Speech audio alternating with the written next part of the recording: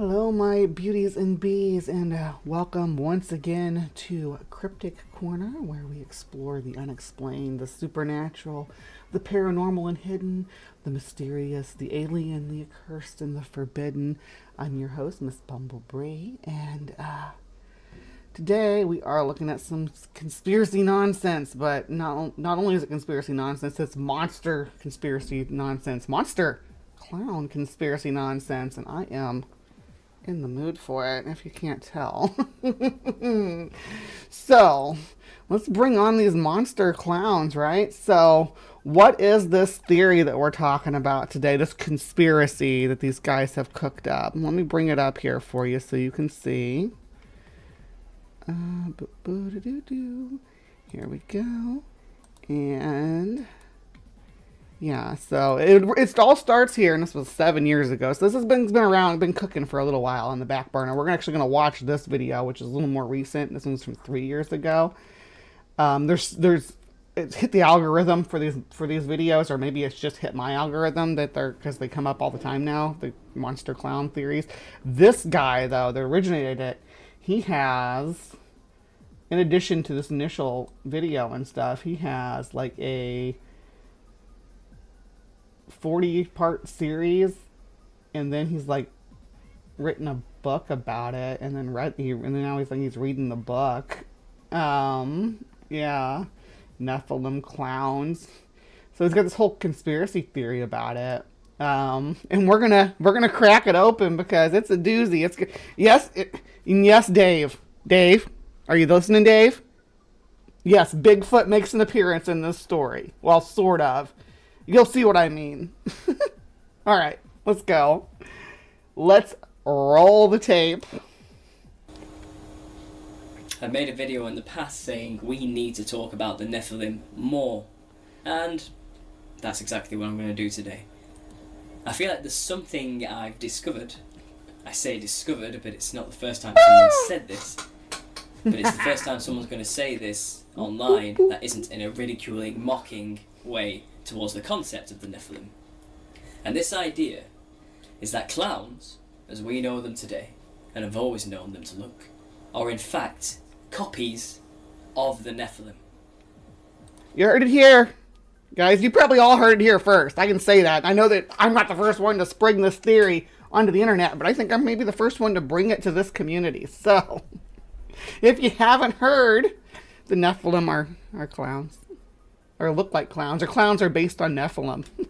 Clown culture itself is a reference to, literally, the Nephilim that we talk about in the conspiracy culture. I'm part of the clown culture. Now, this is very relevant because obviously you must have seen flurries of videos being created by theorists online right now about the mass sighting of clowns appearing. Well, yeah, this was 7 years ago, right? With money, candy. This was 7 years ago, so this was during the clown sightings before COVID.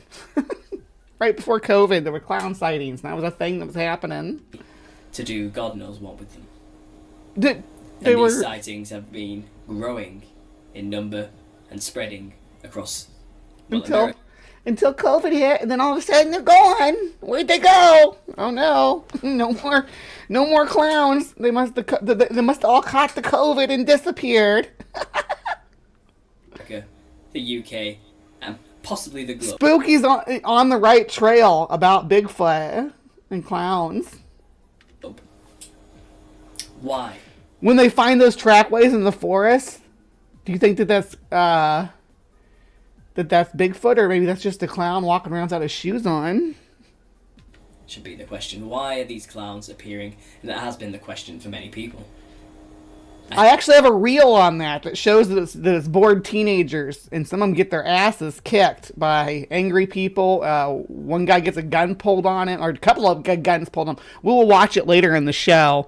I think I got it. It might not be right after this segment though. It'll come up anyway. But yeah, we've seen who's behind the masks on these clowns.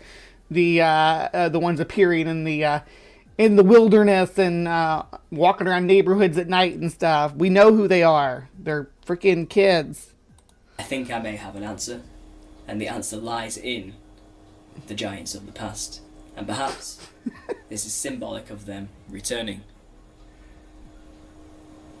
Or, bear with me here, there was a movie that came out around that same time called It. Right? About a creepy clown that lures kids away and kills them. Right? That was his whole shtick, right? And that movie came out right around this time, and then teenagers were going to the theaters and seeing it and deciding to scare people with clowns, right? It's not anything to do with giants of the past, Nephilim. No Bigfoot required. Now, of course, there were giants in the earth in those days, and also after that, after the sons of God came unto the daughters of men and bore offspring. Because nothing says, come at me, daddy, like a big clown nose. Honk, honk. Right? But, and the big red bloody smile is what he's going to say. Yeah, they're going to come down and lay with the daughters of men, and I guess they're going to have to give birth to these clown monsters. I feel bad for them. But, it is what it is. I'm a divine being. Thank you, Ember. You're so sweet. I got my clown going on. I'm really digging this look. I might try some different colors on it too. You're probably over the next few months, as long as I'm still doing this, you'll probably see me start to do more fun stuff on my Saturday shows with makeup and costumes and stuff. If I can do it, if I can swing it, obviously. But this is hopefully just the start of having some fun on the show. Not grease paint though. This is like, well, not like the high end makeup, but like the cheapest ivory makeup I could find to do the white, because I'm not doing grease paint and breaking my skin out. No way. The rest of it's red and black eyeliner and red eyeshadow. Oh, and red lipstick. These giants were men of renown for a short time, and perhaps even worshipped as gods and idolized for their strength and stature, before they inevitably turned against one another. Cannibalistic in nature, these beasts would eat people and even each other before God finally decided enough was... Make sure you hear that little tone in there, because this is you need to make sure you understand the underlying religious the religious undertones of this whole theory. He's trying to incorporate clown mythos into the Bible, into the biblical text. It's glorious. He's incorporating clown mythos, right, into the Bible. It's like, holy crap. And he does, we're going to see some Olympic level gymnastics going on here. So you got to turn it over to the Olympics, because this guy's going to do some mental gymnastics to get here. Don't worry. Was enough. Wiped out the earth with a flood, saved Noah, the only human beings left on the planet, and started again. Oh, here we go. These skeletal figures represent just a few giant human remains unearthed and documented in historical records, along with historical account of Goliath. No. Who had 3 brothers as big as he was. Og, king of Bashan, whose bed was 13.5 feet long, and Maximinus Thraxus, Caesar of Rome. He was tall. Maximinus was really tall, but not like Nephilim tall. Let's see, what do we have here? We got a few that I recognize that I think we've debunked a few of these, right?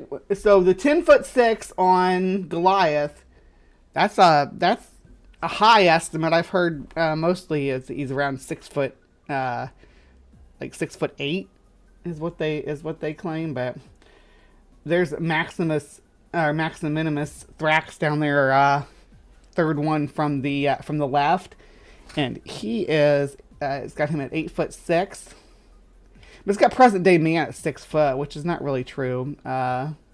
We tend to be shorter than that as a species. As an overall species, they underestimate when they how short people actually tend to be. But every man lies about his height, so I guess that makes sense. We got Og, 12 foot tall. Yep, you know. And they found all these skeletons too. These giant skeletons that disappeared into the archives of the Smithsonian, never to be seen again. We all know the shtick.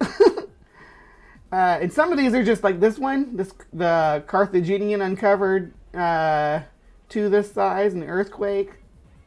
This is the one from the tabloid magazines with the badly photoshopped pictures. That's what they're claiming here. Now, the disembodied spirits of these Nephilim giants are the demons we know of today that like to possess people and mess with people. Porpoise, we're doing freaking demon clowns or Nephilim demon clown things. Yeah.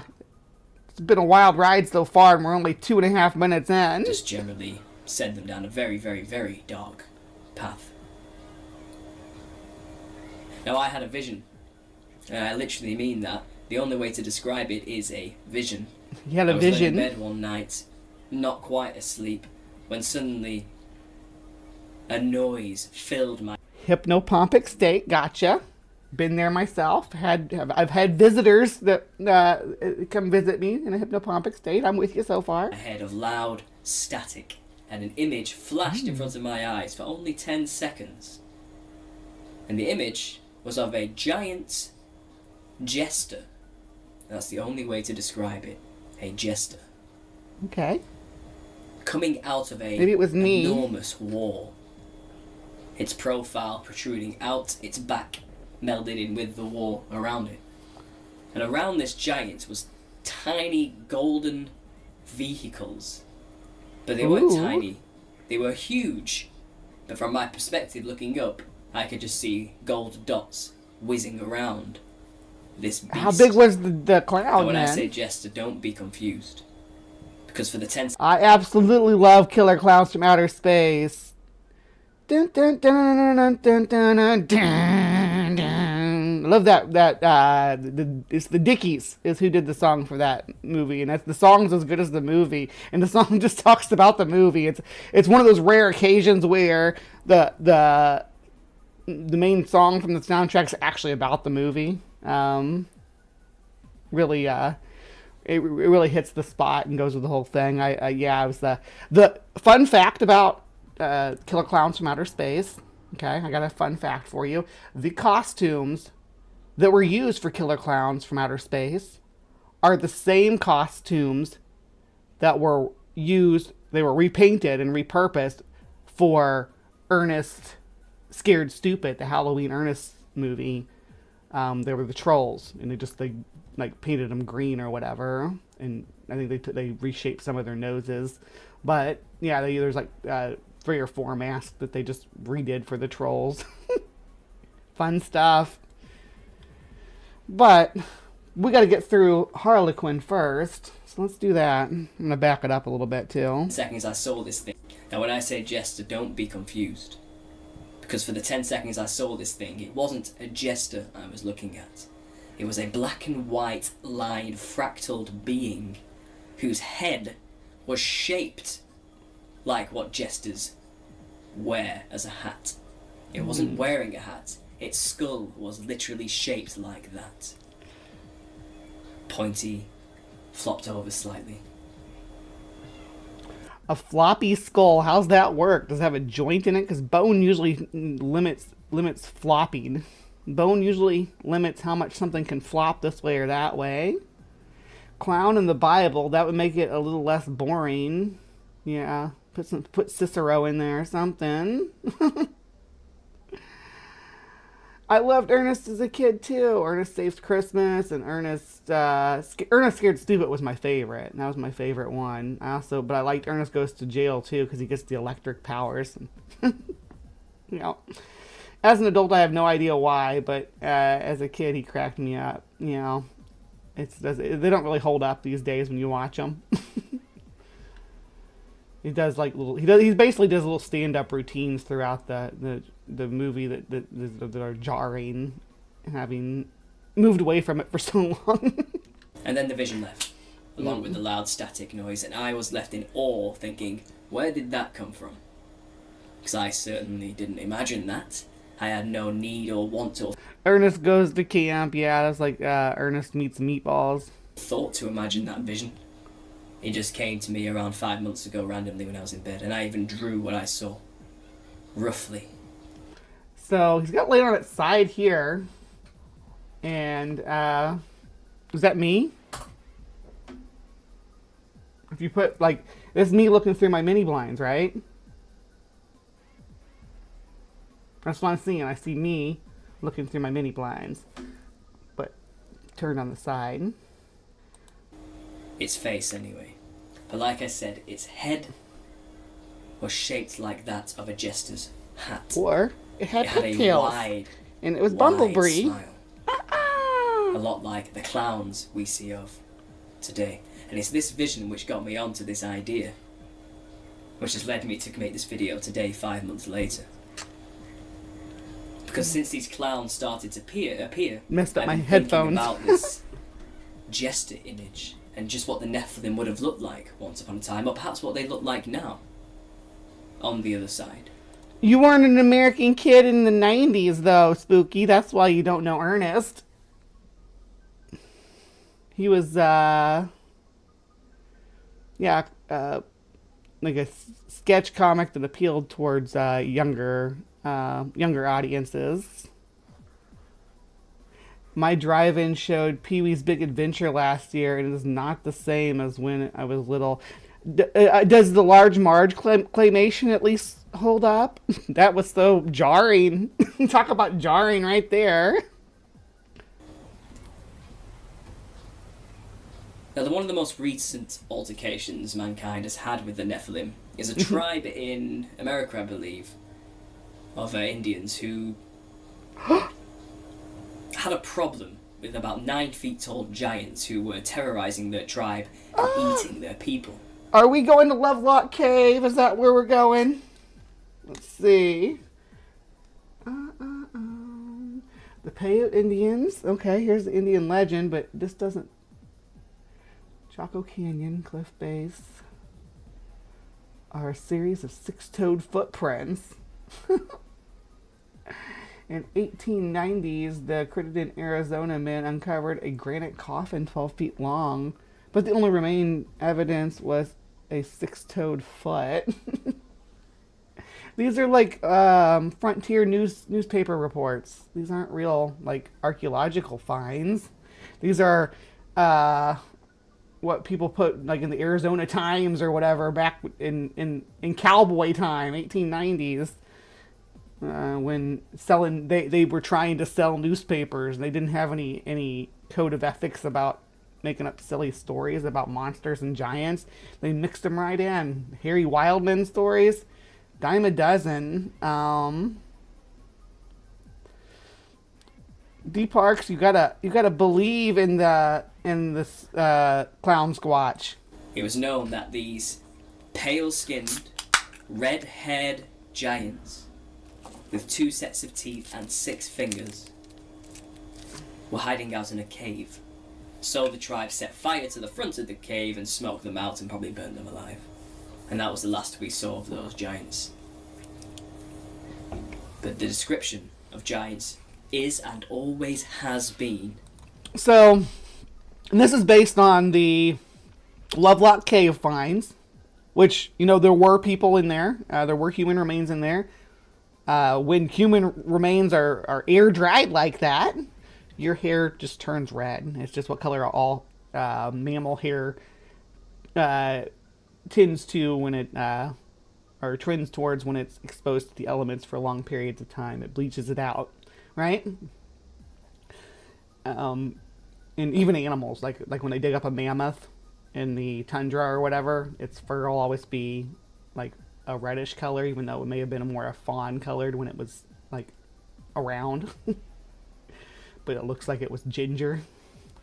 Not all prehistoric mammals are, and you can see it in paleo art too. They roll that up in it. They're like, oh, we're gonna make all the woolly rhinos and the woolly mammoths all redheads because the ones they pull out of the permafrost always have red hair, but that's kind of the way they're preserved. Some paleo artists do move away from that, and I like to see, you know, some woolly rhinos with maybe a gray or silver, even a white fur if it's like a winter pelt. That's kind of a cool concept. But how do I get off on this tangent? You guys need to keep me roped in talking about monster clowns, redheads. That's what I was talking about. So yeah, the notion that these people that were found in Lovelock Cave were European or had red hair in life is just it doesn't pan out. Pale skin, red hair. Now these are clowns by today's standards. This is what a clown would stereotypically be. This is how people would dress. And often we see clowns with a wide grin, a wide-lipped smile, a large mouth, and sharp teeth. If you're going down the Halloween route, but I'm starting to realise there isn't any difference. I believe Bozo the Clown was known for heinous acts with children. We're the same. No. And then we have Krusty the Dude, you are lying about Bozo. That's not true at all. Well, I shouldn't say that. Okay, so here's the thing. Bozo I grew up with. That was a 80s and 90s thing for kids too, but back into the 60s even, Bozo was around, Bozo the Clown, but I couldn't find anything accusing Bozo. When you think of Bozo, you think of Larry Harmon, right? He was the original Bozo, and I couldn't find anything that he was inappropriate with children or anything like that, or did anything untoward to children. Now, he was married 4 times, and he cheated on all his wives. He's a philanderer, and his second wife wrote a memoir about about him cheating on his first wife with her, and then on her with his secretary and stuff. Yeah, he did crappy stuff, but didn't do anything with kids. That's slander. Where you get and I must say before that if you can find me one a news story saying that he did that, that Bozo did horrible things to kids, I'll read it. But he did have multiple people playing Bozo underneath him. I think he had like dozens of actors that performing the role of Bozo by the time that he retired from the role himself, you know. But and whether any of those gentlemen had ever had any accusations thrown at him, I couldn't find anything about it. And yeah, it like what Tsunami's saying, all I could find linked back to is Pogo, which is John Wayne Gacy. And as far as I know, he doesn't fit the archetype that they're laying out here. Pogo didn't have any hair. I don't think Pogo didn't have a big red smile either, I don't think. But maybe they'll show Pogo, I don't know. Why don't you play in? Clown on The Simpsons, which is clearly a direct parody of Bozo the Clown, the paedophile. He's not This is Bozo, right? That right there. And that's Cookie. I can't remember the other clown's name. But they are, there's no credible information that says that. Pogo was Gacy, right? Right. And he was inspiration for when Stephen King was writing about it, right? Because one of Gacy's victims talked about how he invited him, or one of his targets or whatever talked about how he invited him over or whatever, and then when he answered the door, he was dressed up as the clown, and that was off-putting, so he left.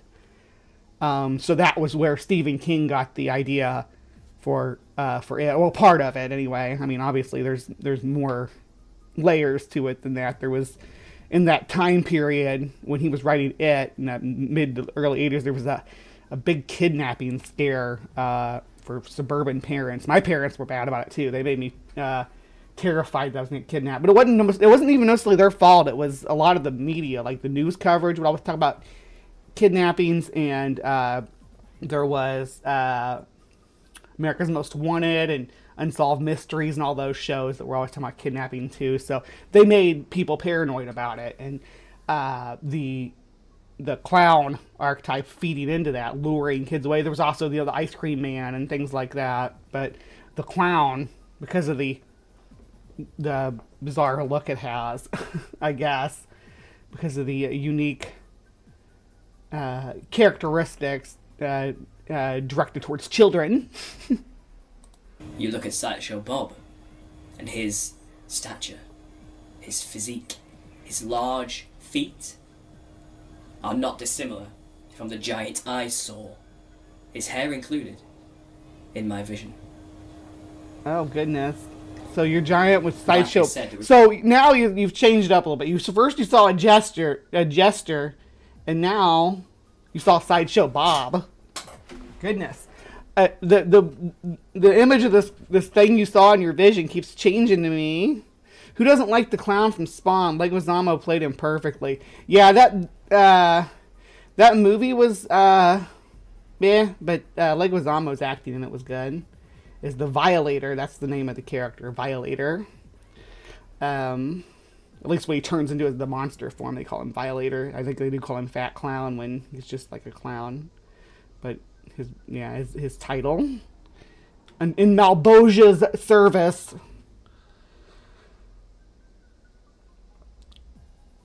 That was when his marriage was still stable after the wife moved out and all the faux upstanding member of the community thing stopped. That was when he started killing young men. Yeah. I've read way too much about Gacy and Candyman, horrific MFers. Good riddance. Yeah.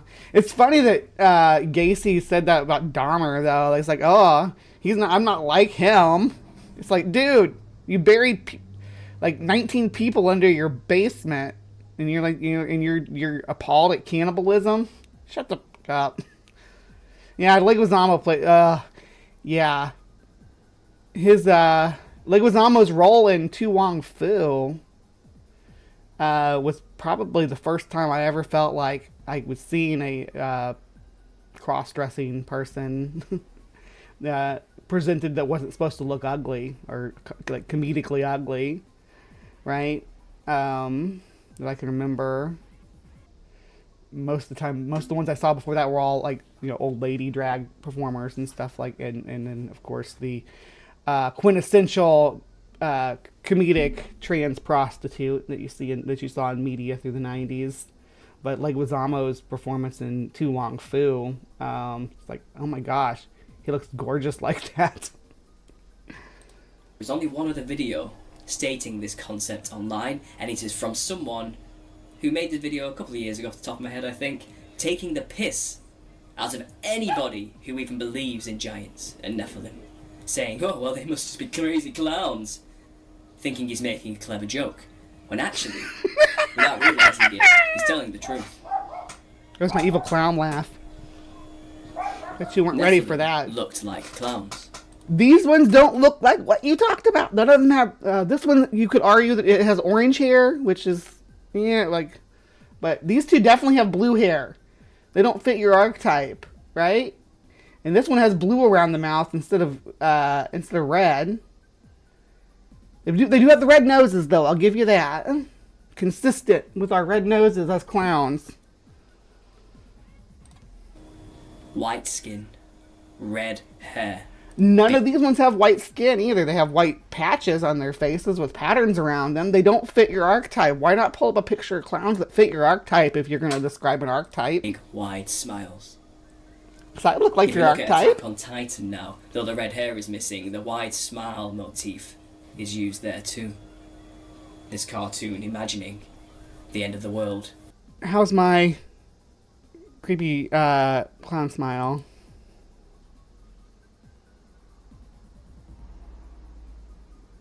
Good? Cool. Due to giants. We know CERN is trying to rip open the veil and bring these entities, these Nephilim spirits that are on the other side, the giants in the fractaled matrix on The documentary Attack on Titan, right? The animated documentary, though. Just because, just for reasons, I guess. No, the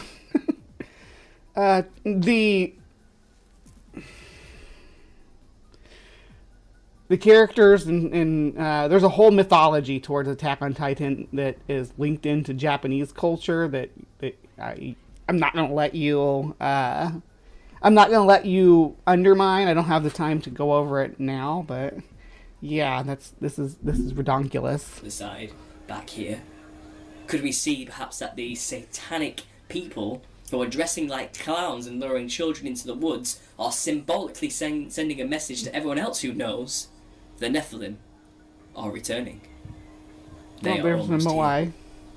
I think that's what this is all about. These aren't just random occurrences from random people who are doing it because they think it's funny. This is a coordinated message which the news is propagating to send out to all other people in the know, in these occult circles, that the Nephilim are coming back. My dude, this is just kids playing pranks. So like I said, red hair, pale skin, but another motif I've noticed is that they're always wearing striped lined, multicoloured, crazy patterned clothing. Striped line or polka dot? This guy's wearing polka dot. I'm wearing black. But I got a star or a heart here and a star here.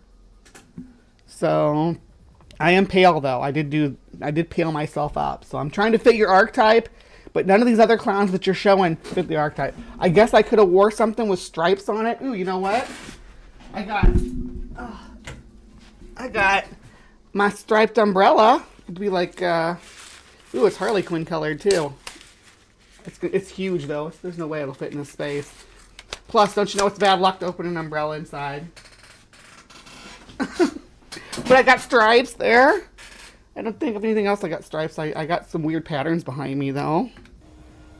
Do you think that might be symbolic perhaps of the fractaled matrix, the second heaven, where they are bodiless behind the veil? Multicoloured, multifaceted, not physical as we know it, but incredibly trippy world that they are stuck in and want to be free from and lure people to communicate them from. I just can't be scared of somebody wearing them big shoes, right? I can't. Like, how are you going to catch me with them big floppy feet? I'm going to leave you in the dust, pal. Dude could barely walk. He's like a penguin. My upstairs neighbors is kind of hot and all. I can think about is when I see him walk to his car is the fact that he probably hears me coughing and farting and barfing downstairs. I hear that way up here, Sumami, way up here in Illinois. So, yeah, I'm sure he does. Let's see. This clown was as really strange. Like, what? Yeah, it's this. And with the Ouija boards. And any other occult method they possibly can, including sacrifice, summon them from the fractal matrix. You know, clowns, you always see the clowns with their Ouija boards these days. So the clown costume itself has been explained with this theory, I believe. And I wouldn't have known any of this or even bothered to link clowns with Nephilim if I... Somebody linked me a short enough clip of D and Dennis, where D is the psycho clown with the squeaky shoes. Like, it has to be really short, though, like 20 seconds, because I can't play it too long, but I love that scene. If you link it to me, I'll play it.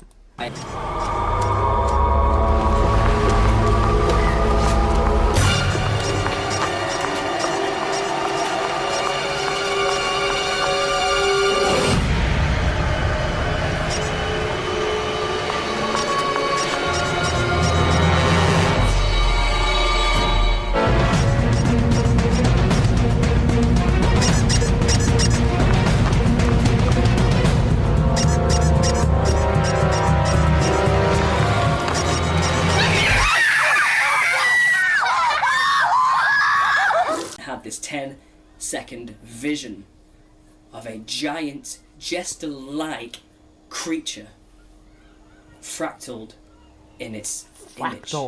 Another confirmation I got for this was when I saw a video of an artist who was showing his work where he had drawn a demon, where a demon appeared to manifest behind him, a demon, showing its arms stuck into his back.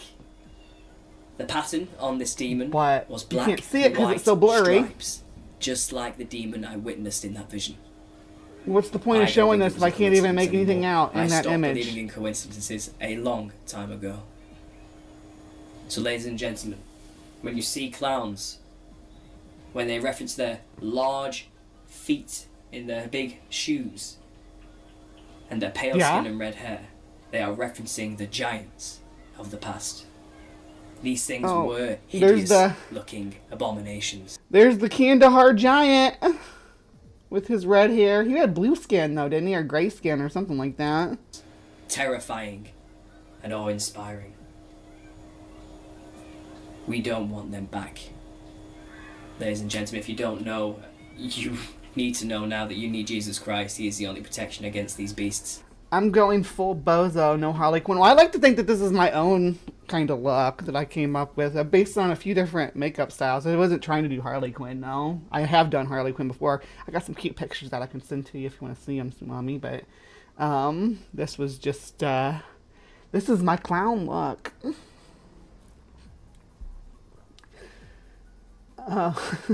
Who would shoot a 5-foot clown? You'd be the tiniest. You'd be a. They'd want you as a clown because you'd help you like fill in the car easy. You'd be like up underneath the dashboard in the clown car, and you could fit. You think you get shot dressing like that in Texas, John? There's rodeo clowns in Texas. To tread on serpents and to cast out demons, and that's exactly what these things are. This one's from, isn't that from, like, it's from Five Nights at Freddy's? That looks familiar. Looks super familiar to me. So protect yourself, get wise to the truth, and understand what's really going on. This is a spiritual message I'm sending you today to a very physical image. If you don't know this interpretation, share it with as many people as you can and get to know it, because this is the answer as far as I can see. I'm open to suggestions, I'm open to skeptics to consider why clowns may not be Nephilim, but I think you'll find, like I did, the parallels are uncanny. So thank you. I don't find it convincing. Anything else you want to share with me about this topic, please send it my way. Tim Curry did nail that role as Pennywise, too. I like his Pennywise much better than the modern one. The one that they just came out with. It'll be very interesting, but considering that this is a hot topic right now for most conspiracy theorists, this is something you need to consider. No. This is a very important part of the puzzle, and it may explain Wait a second, why is that... we have men that's that talk show host, dressing what's like his name? clowns in the 21st century. Reference the clowns, the Heyoka tribe is what they were known as. We're not gonna watch your The Heyoka. second and third video, buddy. We're gonna move right along to somebody else talking about your conspiracy, though, more recently, and this gives a more concise.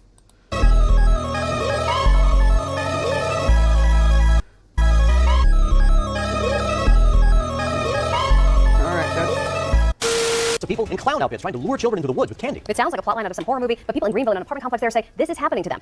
Hello everybody, welcome back for another video. Today we're going to be talking the Nephilim look like clowns. Now the inspiration for this video, it actually came from a video series, I think it was like a 10-part video series that I saw on YouTube. Slowed it down just a bit. Maybe in 2016. And what's your favorite Tim Curry role? Put it in the side chat. If I had to pick one role as my favorite, it'd probably be Pennywise, yeah. But since that's cliche for what we're talking about today, I'm gonna go with Darkness from Legend. Freaking, oh my gosh, he freaking owns those scenes. Every scene he's in, you believe he's this 12-foot tall hulking monster. Forward in that series was this concept that what we know today as a clown and the way a clown looks and some of the behaviors of a clown or clowns in general might actually be derived from what's referred to as the Nephilim. Hexus, yes. He sings that song in that too. Mr. Brody, yeah, there you go. Yeah, from Hexus from Fern Gully. He sings the track for his character on that too. Slime and bone. Yeah, whatever. Yeah, that Hunt for Red October. Yeah, Legend was so good. His role in Congo was good too. I liked Hector Homolka. And I know that sounds like a stretch, but when you start to look into some of these things, it gets interesting. So this series is no longer the channel that created the content is still on YouTube, but hasn't produced videos for a long time. But this series has been removed, and Ooh, I wanted to not just that sort Long of John hit on Silver. some of the key points that were brought up, and I will leave links to the channel, and because I found another channel that re-uploaded this series, so I'll leave a link to all that. Now, getting into this topic a little bit, we have this association with not only clowns as being entertaining, but we associate them with certain characteristics like red. Am I scary, John? Cloud breathe. No? Am I cute? If I flap my little pigtails?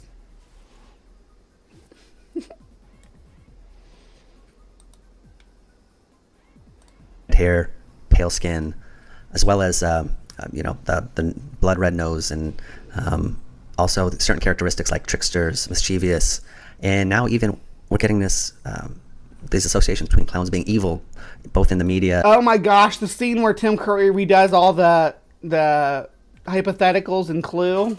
Oh my gosh, this is so good.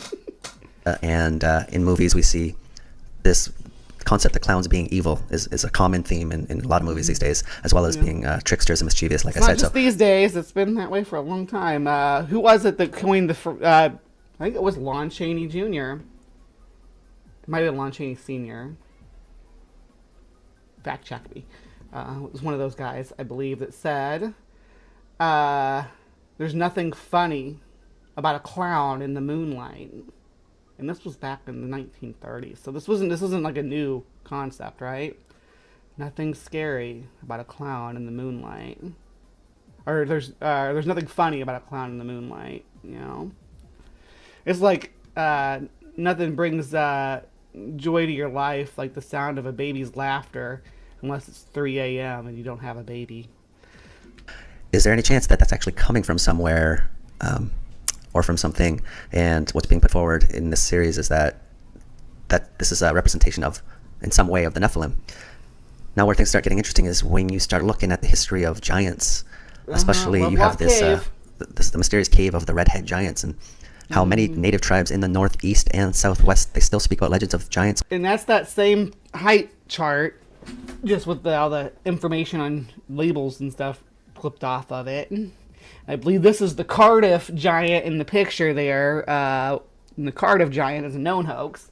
It was a known hoax at the time. There's actually a story by Mark Twain where the Cardiff Giant is haunting the wrong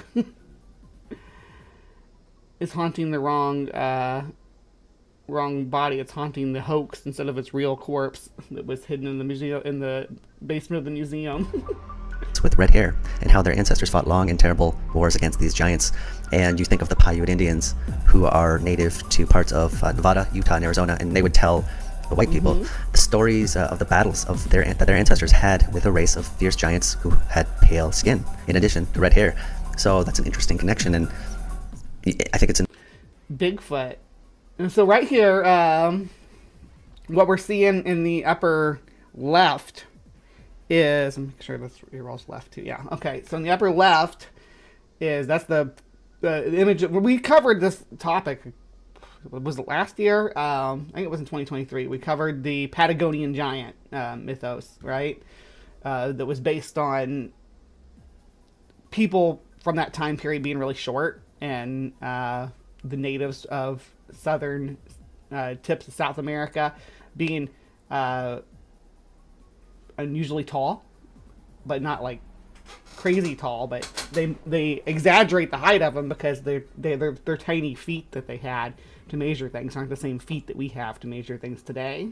in the Bible, in the book of Numbers, chapter 13, verse 33, where they talk about the Nephilim and their giant stature. So it is interesting that we have this association. Nephilim, pale skin, red hair. Clowns, pale skin, red hair. I don't know about them being giant, but interesting. That's an interesting point. And just thinking about red hair in general, you know, we've got these interesting ties to like these elongated skulls having red. When I think of McHale's Navy, I think of not Sergeant Bilko. Never mind. These elongated skulls, of course. We know how this is done. We know why it's done. It's documented in the cultures that do it. Tim was sexy as Frankenfurter, and I'm hetero. Yes, Tim Curry was amazing as Dr. Frankenfurter. Let's see. Here and even the giant Moai statues on Easter Island having these red caps. Now, just as a point of fact, I should mention that the appearance that we sort of associate with the clown, a lot of that was developed apparently in 1801 by this person, Joseph Grimaldi. And what's referred to as the white-faced clown was originally designed by him, as I mentioned, in 1801. But the idea being put forward in this video series that I watched was, what if the inspiration behind this appearance is actually something else entirely? And he was pointing to the colorful Harlequin character and the plain white clown uniform, like the plain white one or plain silver one sometimes, were two separate archetypes, and all that happened was, and it wasn't even Grimaldi that did it. His producer, who was it, Sheridan,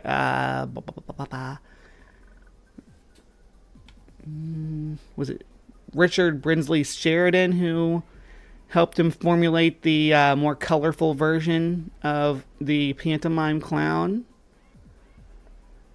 Regardless, yeah, he didn't like innovate this. He combined two previous characters.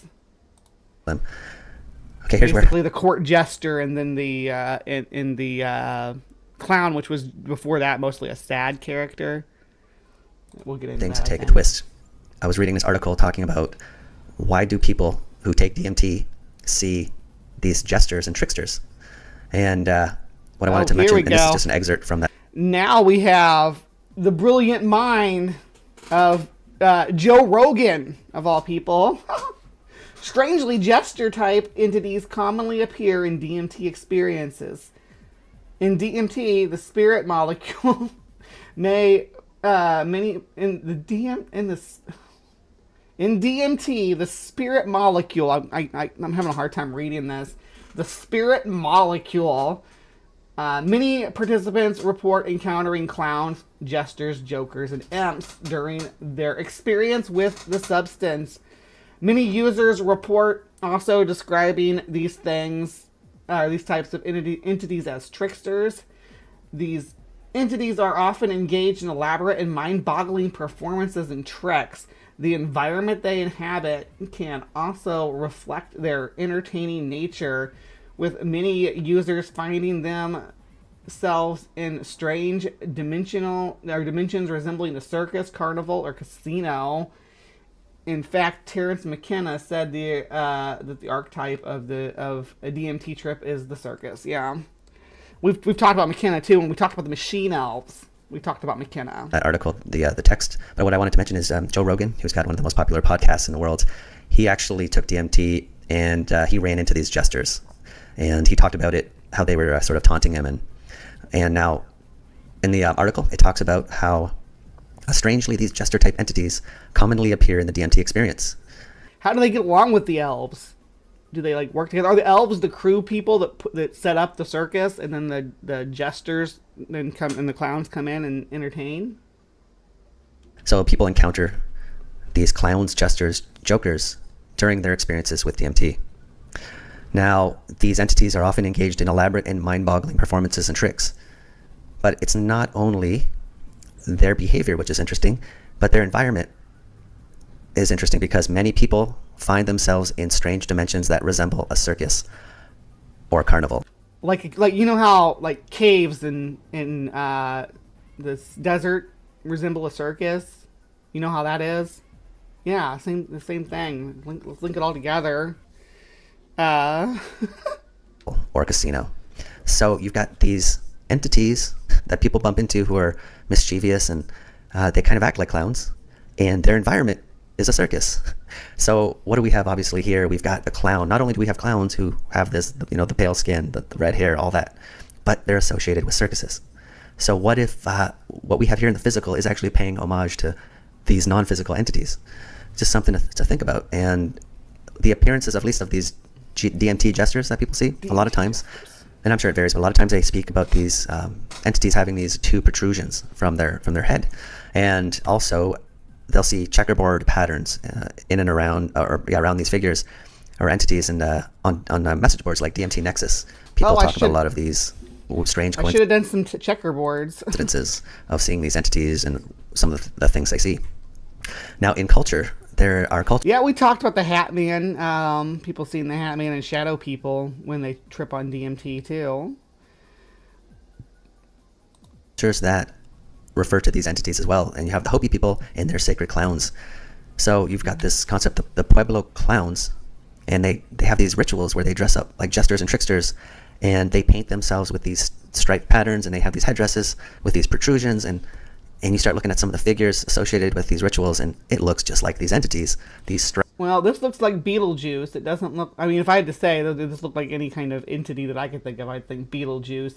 I don't think... When I think of clowns, I don't necessarily think of black and white stripes. Part of a clown's uniform can be a black and white stripes, but there's usually more color to it than that.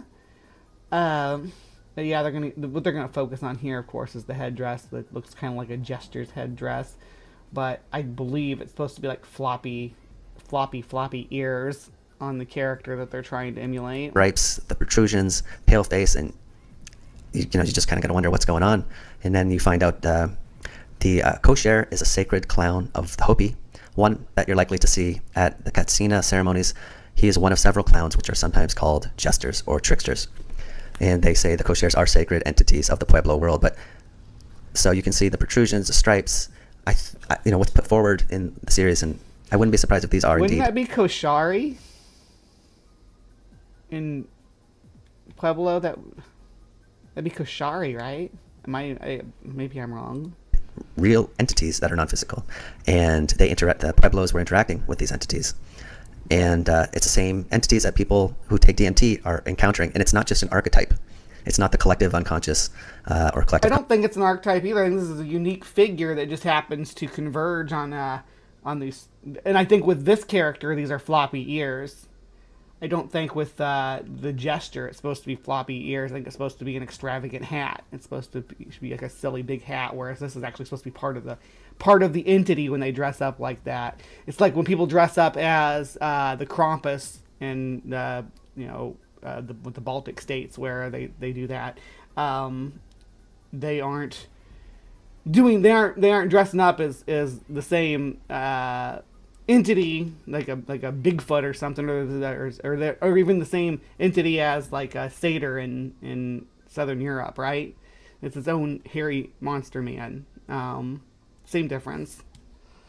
It doesn't make it the same thing. It just means that there's so many shapes our fears can take. This isn't, of course, it isn't even a character that's supposed to be feared. He's a trickster. He's silly. He does they do tricks and cartwheels and juggle and dance. Consciousness, but we're talking about real entities, and their environment is very circus-like, and what we're seeing in the physical is just a recreation of that. Just sort of this weird concept. But in movies, right, we got the Mad Hatter, Alice in Wonderland, the main. I don't even think he's a clown, is he? He's not really a clown. He's like he's a hatter, but he's got like a porcelain doll look to him. But all the people have this porcelain doll look to them, and with the weirdly disproportionate features and stuff. It's how Tim Burton decided he wanted to present the weirdness of Wonderland. Well, yeah, the main character, pale face, red hair.